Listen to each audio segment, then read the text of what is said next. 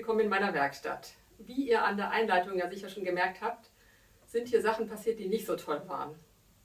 Wie das gekommen ist und was das für Folgen hatte, das seht ihr jetzt. September 2021 nach unserem Urlaub. In meiner Weberei erwartet mich eine böse Überraschung. Der Vorraum ist voller Wasser. Ich habe zuerst gedacht, es sei nicht so schlimm, aber dann habe ich gemerkt, dass ein paar Garnspulen, die auf dem Boden standen, nass waren.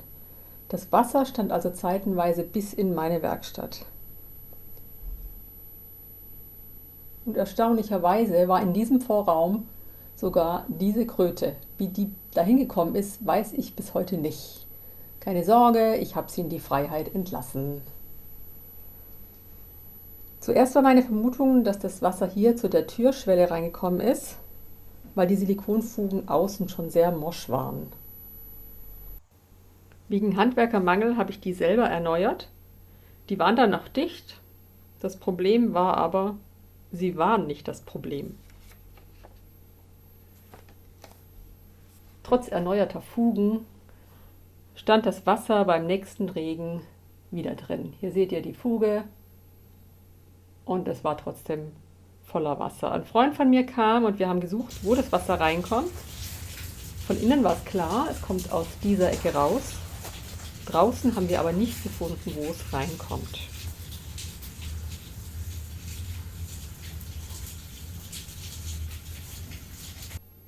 »3. Februar 2022. Endlich kommt ein Bausachverständiger vorbei.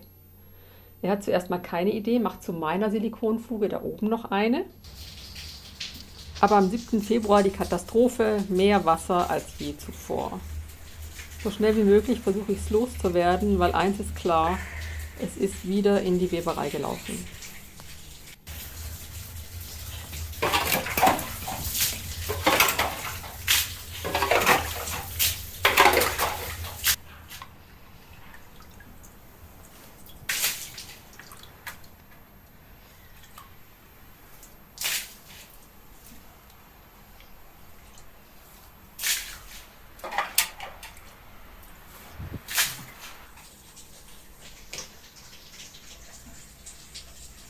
Und hier der Teppich, alles wieder nass. Ich versuche das Schlimmste zu verhindern. An dem Tag regnet es weiter heftig und mein Mann ist überzeugt davon, dass die Ursache hier ist. Die verstopfte Dachrinne. Das Wasser läuft nicht durch das Fallrohr, sondern läuft alles an diese Hausecke.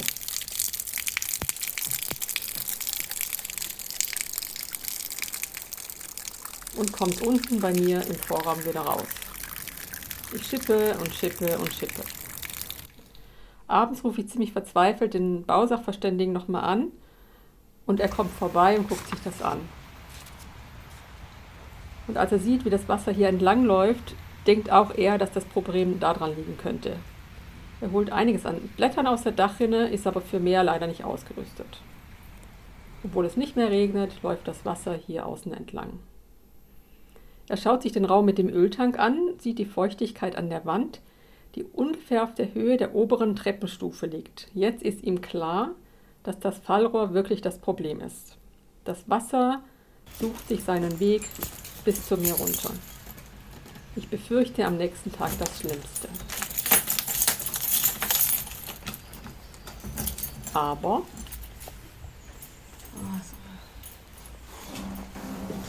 an dem Tag ist es trocken. Alle Garne habe ich inzwischen nach oben gestellt, um die in Sicherheit zu haben. Und außerdem habe ich mir eine kleine Schwelle gebaut, eine provisorische. Ein bisschen Styropor, viel Silikon, in der Hoffnung, dass die wenigstens verhindert, dass das Wasser in meine Werkstatt läuft.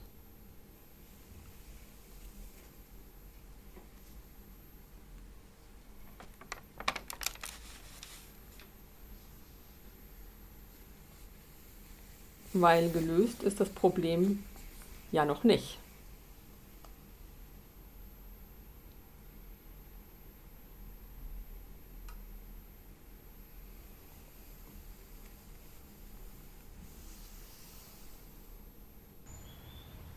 Es kommt immer noch Wasser rein, wenn auch nicht mehr so viel.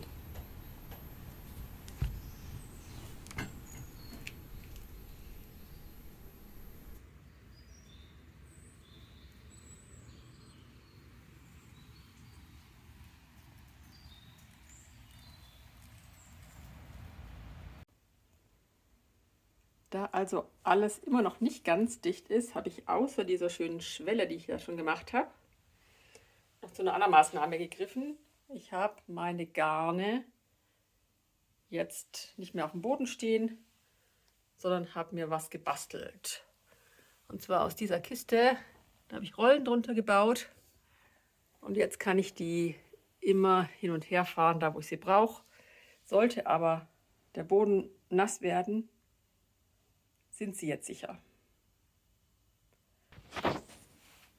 Es steht noch nicht alles wirklich wieder an seinem Platz. Hier stehen die Kisten noch im Weg rum. Aber sogar wenn der Teppich jetzt nochmal nass wird, denke ich, bin ich auf diese Art sicher.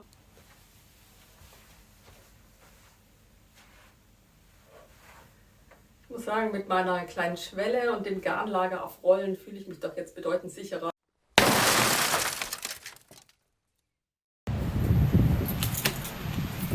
Und dann kommt es noch schlimmer. Oh, Scheiße. Der Sturm Ilenia am 17. Februar kommt mit viel Regen und bei mir läuft wieder alles voll.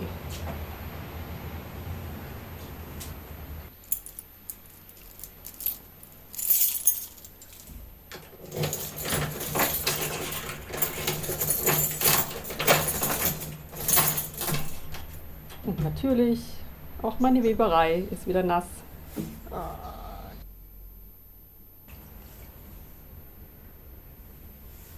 Das reicht leider nicht. Meine Schwelle hilft nicht, das läuft unten durch.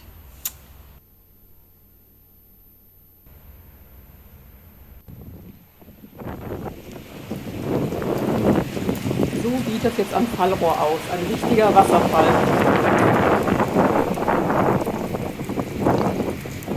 Ich bin ziemlich verzweifelt, weil noch sehr viel Regen angesagt ist.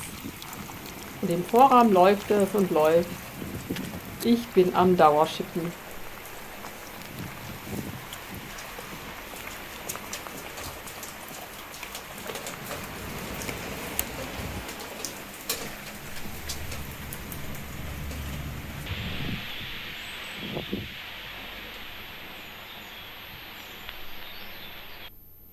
Das Wasser läuft sogar inzwischen schon in den Heizraum, was ich einem der Nachbarn im Haus erzähle.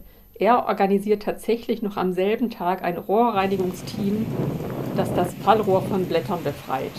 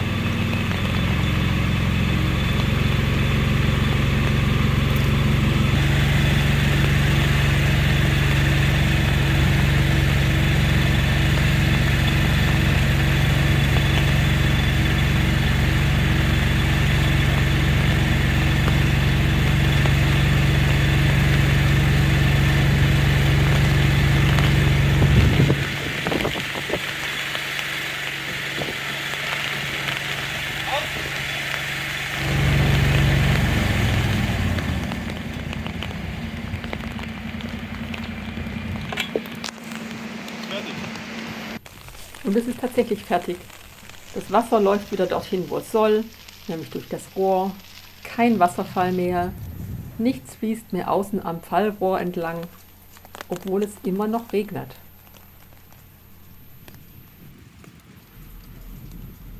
Da natürlich das Erdreich noch voller Wasser ist, läuft das noch stundenlang unten im Vorraum nach und ich schippe immer wieder Wasser raus. 2 Tage später.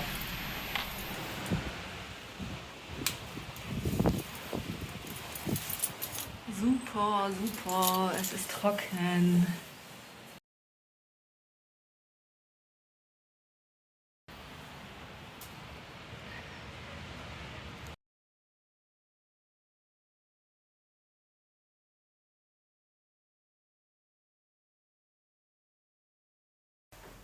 So, ich bin heute nur kurz vorbeigekommen, um zu gucken, wie es aussieht. Heute Nacht hat es total gestürmt und geregnet. Es regnet immer noch. Aber oben am Rohr ist alles trocken. Hier unten ist nichts Neues reingekommen. Ich bin so zufrieden und erleichtert, dass die Ursache gefunden ist und dass es jetzt hier trocken werden kann. Und dann hoffe ich, dass ich das nächste Video, ein glücklicheres Video, wieder an euch schicke. Tschüss!